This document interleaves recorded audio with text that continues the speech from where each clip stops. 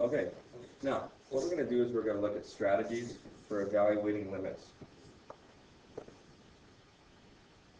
The first thing that we want to talk about is the most obvious and the first resort that you will do when you're asked to evaluate a limit, and that's called just simply direct substitution. You always want to do this first. Now, unfortunately, about 80% of your questions will not allow you to do this, but the easy questions, the 20% maybe, will be able to be solved by using direct substitution. Pretty straightforward. All we want to do is to substitute your x value into your function. So here's a couple of examples. Let's look at the one I've put my arrow towards. I'm looking to find the limit as x approaches 3 of the function x squared plus 5x. Now, the direct substitution, like I mentioned before, is not used too often because, like I said, it's more of the basic questions. You'll know basically when you can use direct substitution. You will always be able to use it for the questions that do not involve the denominator. Any questions that are going to not result in a question being undefined or having a 0 in the denominator, direct substitution is probably the way to go. Be careful of radicals, of course. If you get negatives underneath the radical sign, direct substitution obviously will not be your desired choice. So anyways, let's look at the one on the left here. Just focus on that. We're just going to sub 3 in for x. Pretty straightforward. And the limit as x approaches 3 is going to be 24. The one over on the right, it does have a denominator, okay? But fortunately for us, we're approaching positive 2. So when we use direct substitution, we're not going to get a 0 in the denominator, as you can see, and we just simplify as you would in any other math class you've taken up to now, and I get an answer of 2. So that would be the one that has that x approaches 2 for that function. Pretty straightforward. Like I said, not used too often.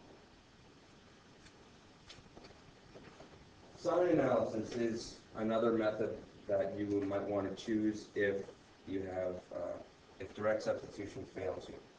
So basically what it's saying, we've got a limit as x approaches b. If by direct substitution, when x equals b results in an expression of the form something over 0, you know that there's going to be a vertical asymptote when x equals b. So we want to use a sign analysis for that. Okay. So we've got 3 examples here.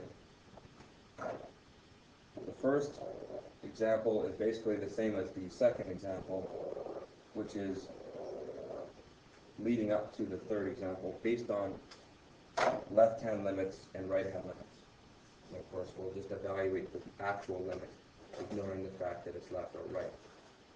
So in the first question, I want to make sure that we're all okay with this, so Lana, you might want to watch this.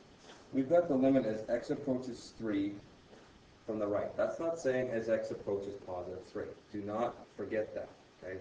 This is x approaching 3. This is x approaching 3 as well. It's not negative 3, okay? But the negative sign refers to the direction in which you're going to travel. So we're still approaching 3. Now, if you were to use direct substitution, if I plug in 3, I'm going to get, in my numerator, 6 over 0. So that's a situation where you've got the c over 0. C in this case happens to be 6. Doesn't matter what c is. What matters is you have resulted in a 0 in the denominator. So we can't use direct substitution. So let's use sign analysis.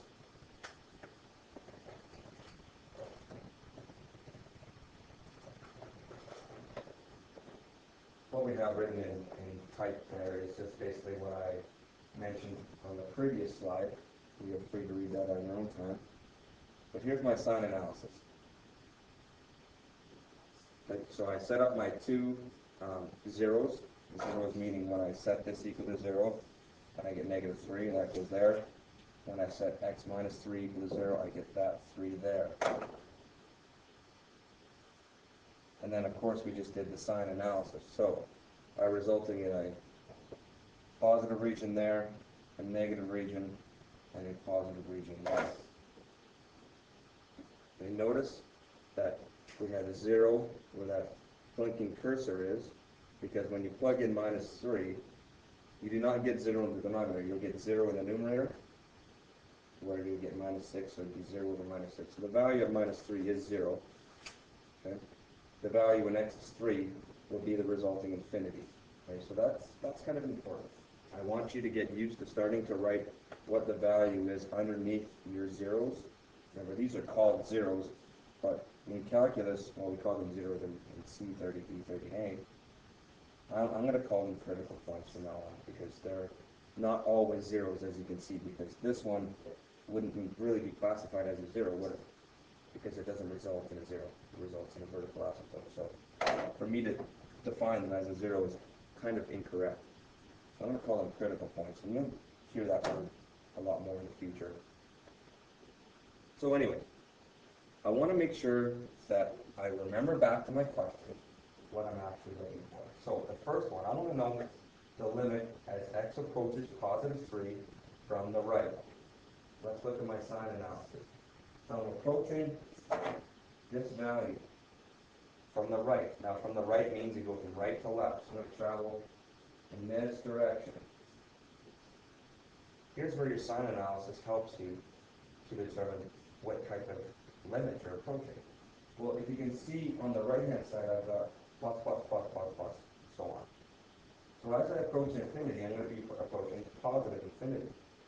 And you can see, I can't quite see yet, but when x approaches 3 from the right, we're going to be approaching positive infinity.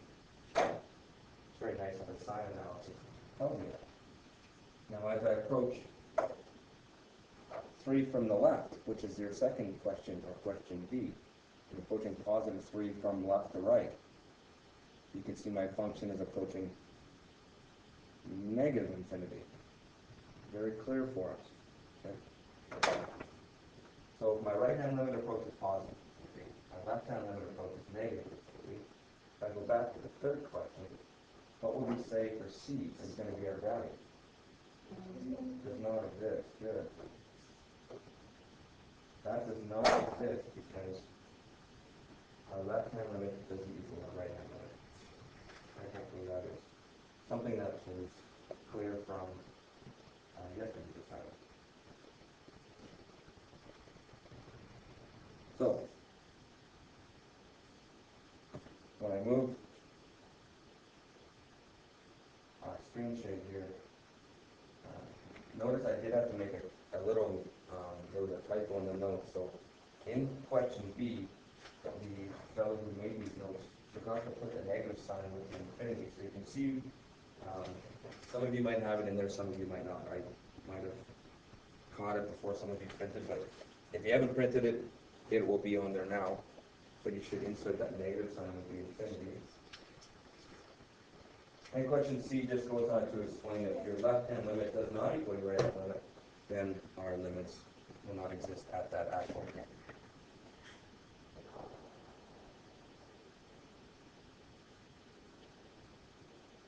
Alright, so I'm going to give you guys some time to work on this question.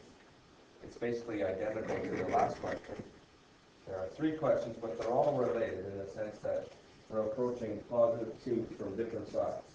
The first one's from the right, second's from the left, and then we're asked to evaluate the limit at that point. So I'll give you guys a few minutes to work on this. I'll come back and I'll check in with you in about 5-7 minutes. Alright, another option that you might run into is evaluating limits when you have to factor first. So, with direct substitution, we run into a different type of problem. We run it now into a 0 over 0. Okay. When you see this situation, what should come to mind is possibly looking to factor to get rid of that particular situation. Now, if you were to just look at this question, if I plug in 2 by direct substitution, I am going to get 0 on my numerator. Just to prove that, x squared, so I've got 2 squared minus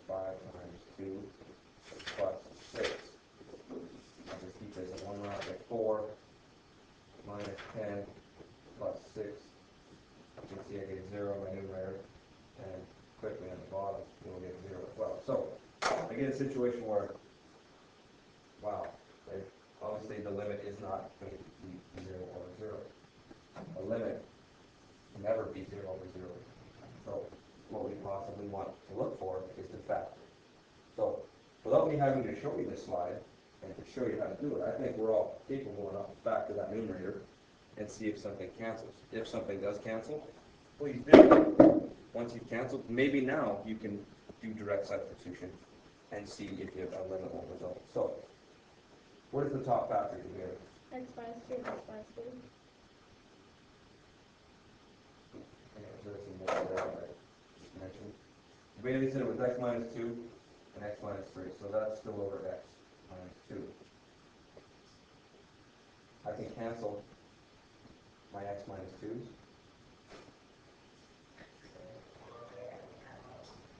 And I get a value of -1. Now, you guys still there?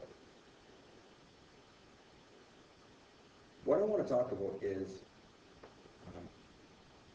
consistency and I guess mathematical professionalism, if that's the word I want to use. In your questions, when you do your limit questions, I want to make sure, and this is how you will be asked to do it next year and the year after and the year after that, depending on how far you take your mathematics career. Direct substitution probably can be done on a piece of scrap paper or in your head. You see that we result in 0 over 0. Here's how you have to proceed. Okay. I wrote down my question, the limit, and I wrote down everything. I wrote down LIM as x approaches to, and then the particular function I was dealing with. The next step, I wrote directly underneath. I'm not writing to the side. I'm not writing over here. Right? You have to follow in a vertical column. Right? And once again, I've got limit. All I've done is I've just factored my numerator. The next step, I've got limit of x minus 3 all over 1. Okay. If you didn't write the over 1, I wouldn't be too disappointed. What I will be disappointed in if there's no limit. Now the next step, the author did not get lazy and forget to write limit. You stop writing limit and you start substituting a value, so you can stop writing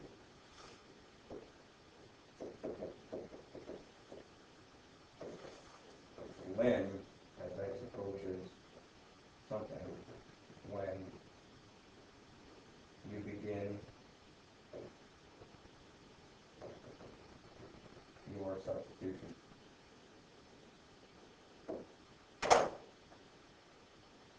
It's very important that you guys follow this. I will be marking you on your mathematical consistency. Limit has to be present the entire time until you're ready to start plugging values in for whatever your x is approaching. So please be consistent with that in your assignment so that you're prepared for the exam and it just comes as second nature.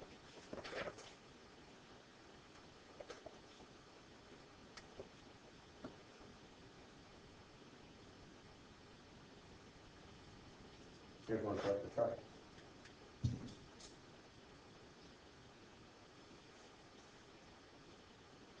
You guys have a question? I heard some light pop on.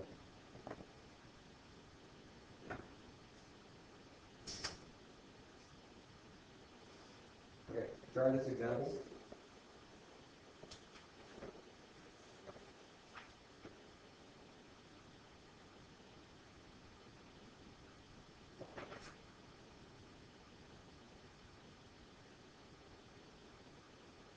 Guys, I'm actually going to shut off your mics. If you need to talk to me, just turn them on manually. It'll work out nicer for the recording.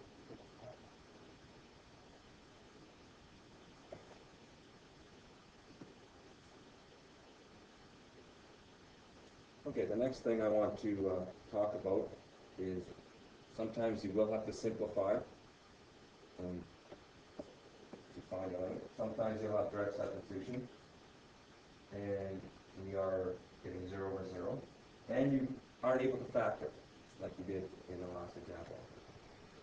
You may be able to You may be able to evaluate the limit by first simplifying the expression and then factoring later. Let's look at these examples. You have to do a little bit of work before you can even factor. So,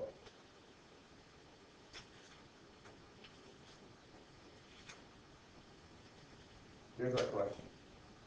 The limit as h approaches 0 of negative 2 plus h all cubed minus 2 bracket negative 2 plus h plus 4 all over h. Now, in my world, that's not the easiest trinomial to factor. And really, it's not actually a trinomial if you were to expand it. So you might have to simplify things first before you are able to factor. So what I'm going to look for is, to save some time, what I did was I expanded that term. Okay?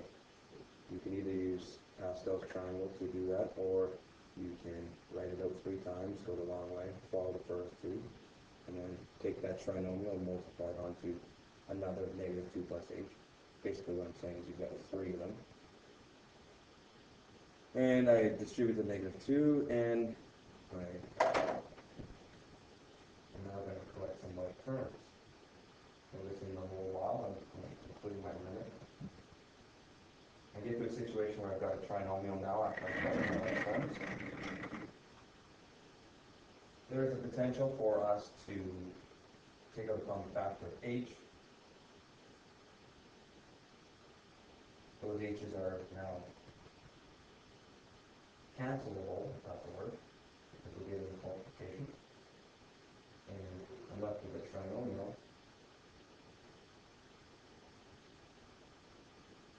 of 10 minus 6h plus h squared. There's no denominator now. I don't even need to factor it. I can just use direct substitution, and I get a value of 10. I'm not sure why the author included that step. It is something I would not have included, nor would I expect you to include. It doesn't do anything for us because the step above, he has canceled his h's, so really he should have maybe had this step there. But I think the author just got them out of order somewhat. But this step should go there. Once you have no numerator, people, like I said at the very start of the class, you're probably good to go to start using the direct substitution. Canceling your denominator is the best situation that you're going to encounter in order to evaluate your limit. Alright, this example looks a little bit more difficult than the last, but it's a situation that I think we can try. You can't hear me? Okay, hold on, my batteries are dead. That's going to suck for this. Sorry about all the dead air that you're going to have on that recording now. So I'm going to go back to the example here, now that you can hear me. And what I did was, I'm going to simplify what I can. Maybe that'll help us get rid of the situation that gave us 0 over 0. So what I did was I expanded this particular term and resulted in that particular section. I could have done that just on some scrap paper. Then I distributed the negative 2, and I received that particular portion, and the plus 4 is just there. Now I'm in a situation where I can just collect like terms. And that leads me to my next step. I have 10h minus 6h squared plus h cubed. I mentioned that you wouldn't have been able to hear me, that step there should not have been in this particular set of notes. I'm not sure why the author put that there. But let's ignore it for now. What I like about the author is they chose to take out a common factor of h. You can see where my cursor is kind of blinking there. and they canceled those h's, which will now take us to this step here, and our denominator is no more. When you get to a situation like that, direct substitution is probably your best bet. So I plug in 0 for wherever I saw h, and I got a value of 10. So the limit as h approaches 0 for that function would have been 10. Is that okay with you guys? I'm assuming quiet is yes. It's good. Let's look at this example here. It looks pretty scary, but it's not really scary. There is simplification to do. If I were to just cross this off, and if I gave you that question in Math 830, we all could have probably answered that or simplified that. It's just a fraction with some x variables in it. Well, how do you add fractions? Well, you need common denominators, correct? So I'm going to let you guys try this one. See what happens. I'll just give you one little verbal reminder. Once you have one fraction over another fraction, my advice to you would be invert and multiply. You probably will see something cancel, and then once that occurs, you should be able to use direct substitution and come up with a limit. So I'll let you guys work on that one for a few minutes. Alright guys, I'm going to go through this one. So if you were finished, that's great. If not, maybe you want to watch. So I'm going to simplify the numerator. So I've got limit as x approaches 3. The denominator is going to be x minus 2, x plus 2. So the first one, I got x times x plus 2 minus 15 times x minus 2. That's going to be all over x minus 2, x plus 2. And that, of course, is all over x minus 3.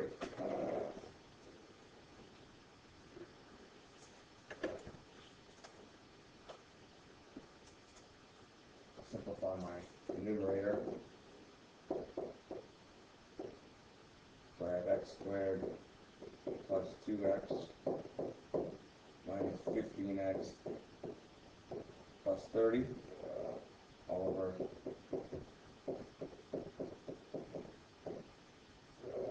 again all over that. Continuing on, our collect like terms, I've got x squared minus 13x plus 30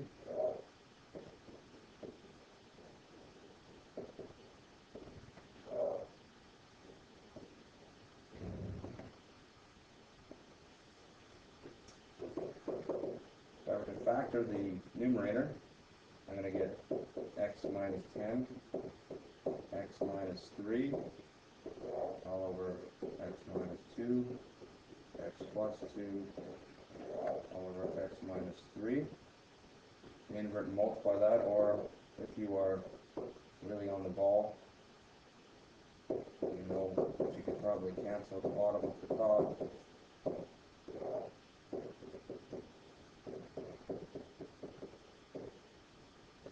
Invert and multiply. I can see the situation encountering those being reduced.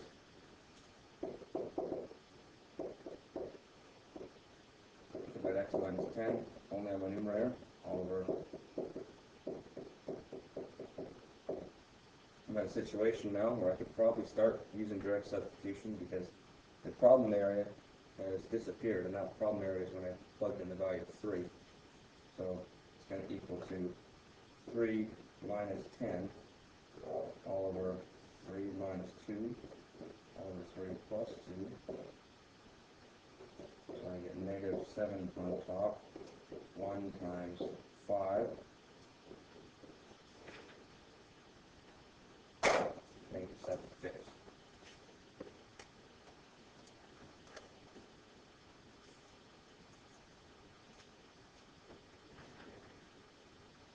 Are there any questions for that one today?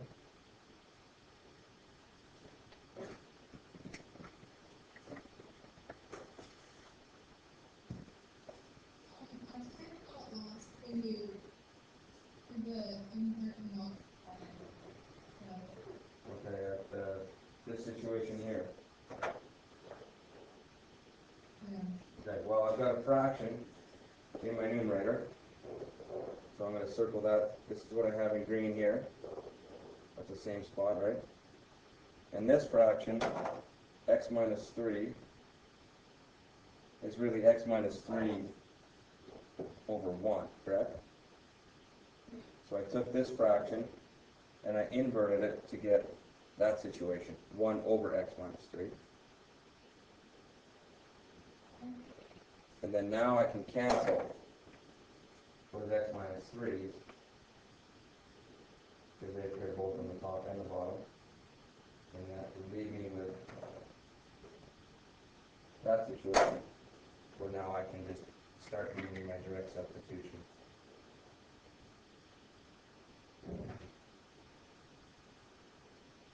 Does that help, Ashley? Okay.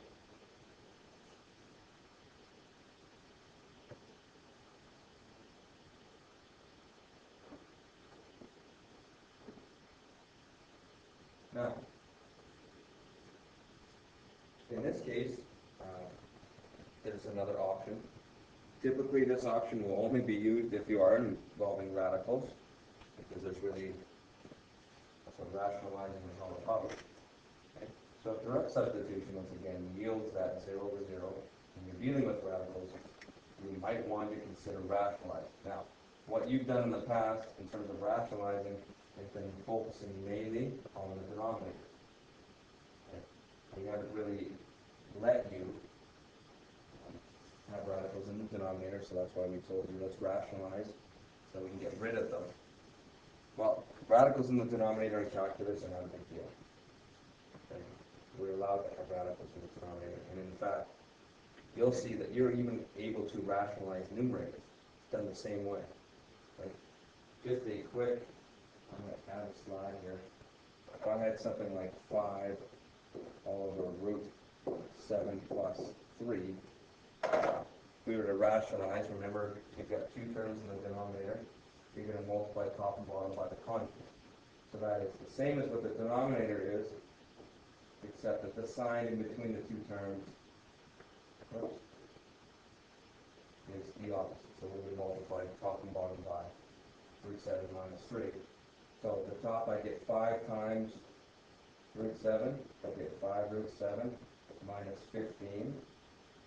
And on the bottom, you can kind of cheat fall because they're really different as squares. What I mean by cheat fall is go that times that, and make that times that. You don't have to do the insets because they'll end up canceling. So root 7 times root 7 is 7. Positive 3 times negative 3 is minus 9. So I would have 5 root 7 minus 15 all over negative 2. And that was what you've done in A30. So just a quick review going back there for us. Let's look at what we will encounter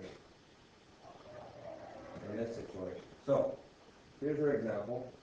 As x approaches 100, of root x minus 10 all over x minus 100. Direct substitution, if you just quickly take a peek at it, you're going to end up getting 0 over 0. Okay. Here, our radicals are in our numerator. We can still rationalize. We just rationalize the numerator. Done the same way using the conjugate. So there's a bunch of material that I just mentioned out loud.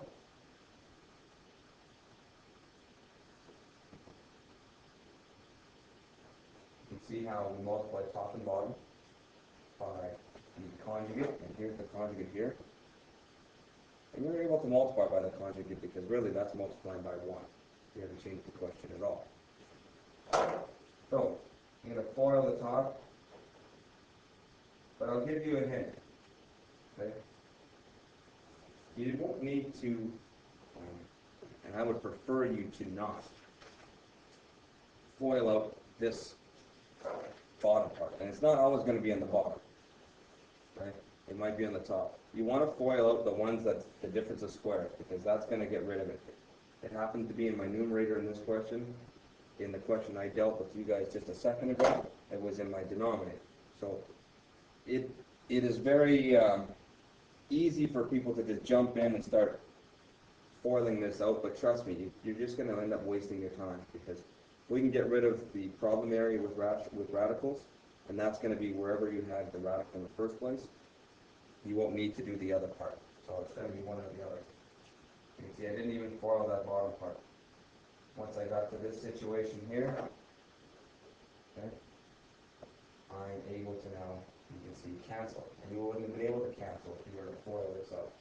You never understand what I'm doing now.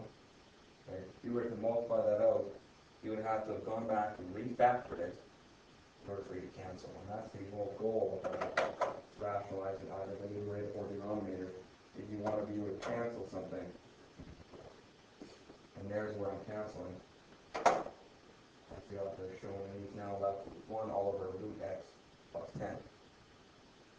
Direct substitution is now alright, because I can plug in 100. Root 100 is 10, so I get 1 over 10 plus 10, or 1 over 20. I'm hoping there's an example for it. This one looks scary, but it's really not. Okay? It's not scary at all. And you'll see what happens when you guys try it. So give this one a go. I will throw that up there in case you want to look back.